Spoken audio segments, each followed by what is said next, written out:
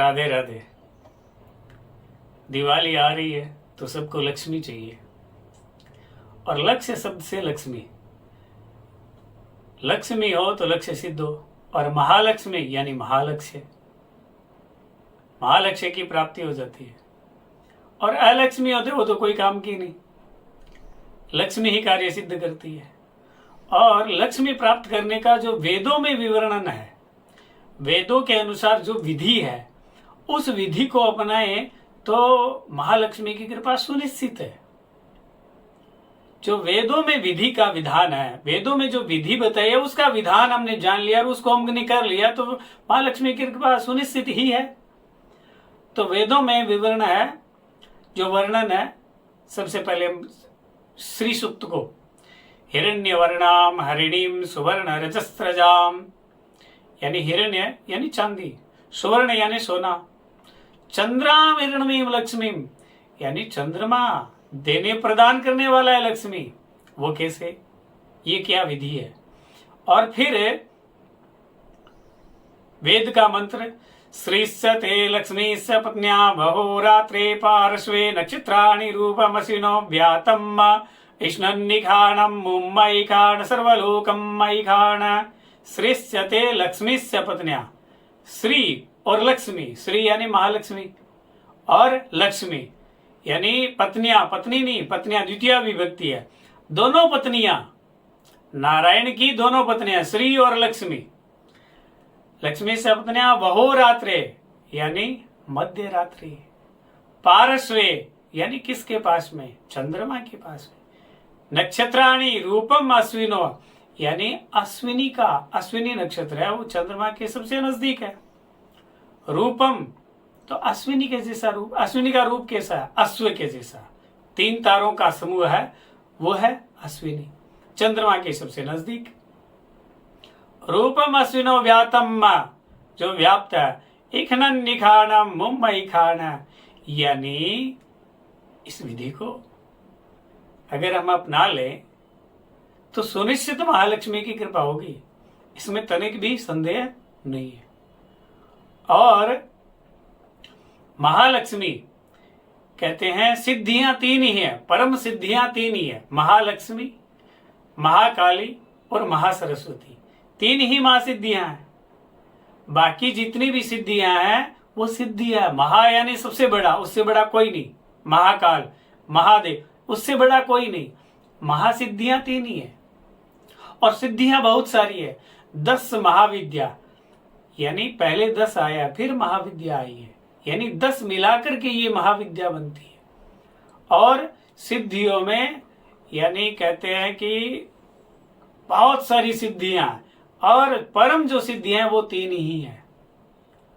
और बहुत सारी सिद्धियों में सबसे छोटी सी सिद्धि होती है उसको कहते हैं काचा कड़वा, फिर भूत प्रेत पिशाच जिन्न, फिर योगिनी भैरव, योगिनियों भी एक काली नाम की है योगिनी, योगिनी भैरव, फिर देवता, और फिर 10 महाविद्या, और फिर ये 3 महाविद्याएं। महाकाली, काली शब्द से काल यानी समय, वो एक ऐसी शक्ति, वो एक ऐसी ऊर्जा जो काल यानी समय, जो समय कोई अधिष्ठात्री है, यानी उसकी कृपा जिस पे हो जाए वो समय के हर एक पल पल को सदुपयोग करने लगे अपने जीवन में, वो जीवन में हर एक पल पल का सदुपयोग करने लगे। काल यानी समय, और समय की अधिष्ठात्री यानी समय उसके हाथ में, समय उसके साथ में। तो ये महाकाली, ये मुंडमाला वाला काली नहीं है, वो काली है, महाकाली है, उसकी 10 भुजाएं हैं, 10 सर है, 10 पैर है, जो महाकाली है।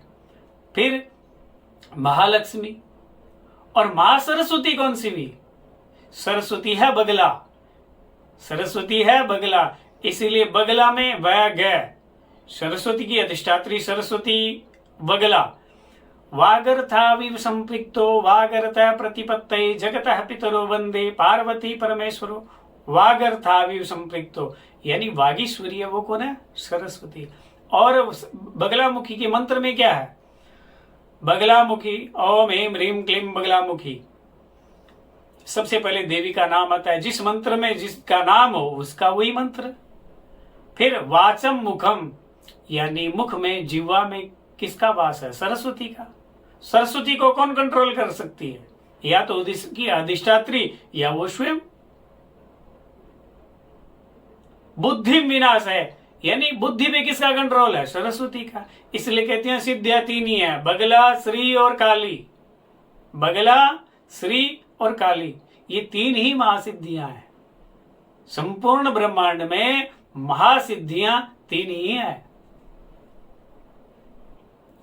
और इन तीनों महासिद्धियों का कहते हैं सिद्धि है, वो सिद्धि जो होती है ना, सिद्धि वो गुरु कृपा से मिलती है। और गुरु कृपा से तब मिलती है ये तीनों महासिद्धियां, यानी तब दीक्षित होता है इंसान जब उसके प्रारब्ध या वर्तमान के कर्म ऐसे हो कि उसको वो चीज मिले। क्योंकि जो चीज डिजर्व करते हैं हम धरती पर, जो जीवन इंसान में जो चीज डिजर्व करते हैं, जो शक्ति, जो पद, वो मिलता ही मिलता है। तो उसी तरह से ये सिद्धियां स्वयं चल करके आते हैं। कई बार कुछ लोग भटकाव में आ जाते हैं तो बोले चलो ये सिद्धि कर लेते हैं, वो सिद्धि कर लेते हैं, कल क्या खाया पिया था वो बता देगी, वो बता देगी। तो फिर कृष्ण की गीता को याद कर लीजिए। कृष्ण ने कहा जो जिसको भजेगा उसी को प्राप्त होगा। बाकी तो सारे देवताएं हैं, बाकी तो सारे देवता है या राक्षस है या भूत है, तो एंड तो वही होगा।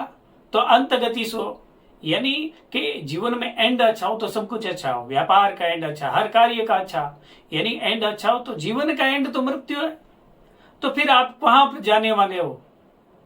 फिर आप कहां जाने वाले हो? यही तो बोध है मानवता के लिए, यही तो बोध है।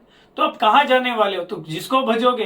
तो ऐसी सिद्धियों के चक्कर में आकर के जीवन को बर्बाद नहीं करना चाहिए और साधना और उपासना करनी चाहिए।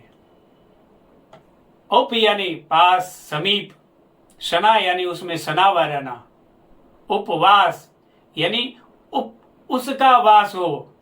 व्रत, व्रत तो किसी का किया जाता है, लक्ष्मी जी का व्रत, देवी का व्रत, यानी उसको धारण करना, वो चीज को धारण करना।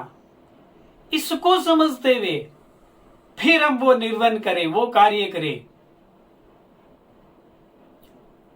और जो ये तीनों देवियां, महालक्ष्मी, महाकाली, महालक्ष्मी, महासरस्वती, और ये तीनों अनंत सिद्धिदायिनी, अनंत कृपादायिनी, और महालक्ष्मी के इस विधान को इस तरह से किया जाए कि लक्ष्मी जी की पूजा के करते समय चांदी और स्वर्ण रखा जाए, चांदी का सिक्का जरूर रखा जाए और उसकी पूजा कर ली जाए। पूजा जो पंचोपचार और षोडशोपचार और राजोपचार, तीन प्रकार की पूजा होती है। लेकिन विशेष पंचोपचार में क्या है? गंध, अक्षत, पुष्प, धूप और दीप। इससे क्या होती है? उस धातु की शुद्धिकरण हो जाता है और उसमें वो ऊर्जा का समावेश हो जाता है। दीपावली के समय या धनतेरस के समय इनकी पूजा करके फिर जैसे सृष्टते लक्ष्मी शपथ न्यास मंत्र के अनुसार जो विधि आई, आने वाली पूर्णिमा को उसी चांदी के सिक्के को भिगो करके चंद्रमा के सामने खड़े होकर के और उस जल को ग्रहण करे, मधुर जल को ग्रहण करे आपको। और चंद्रमा के पास में जो अश्व के समान जो तस्वीर है, जो तीन तारों का समूह है, यानी जो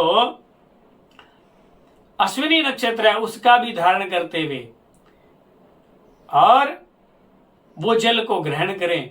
यानी ये क्रिया करने से, और इससे पहले एक चीज और इसमें कि श्री सूक्त के 100 पाठ, यानी श्री कामः सततम जपेत, श्री के कामना हो यानी महालक्ष्मी की कामना हो, उसको 100 पाठ श्री सूक्त के कर लेने चाहिए। 100 पाठ है वो श्री सूक्त के कर लेने चाहिए। और फिर वो जल अभिमंत्रित हो जाता है चंद्रमा के सामने खड़े होकर के, फिर उस जल को ग्रहण करे। महालक्ष्मी की कृपा सुनिश्चित होगी। राधे राधे।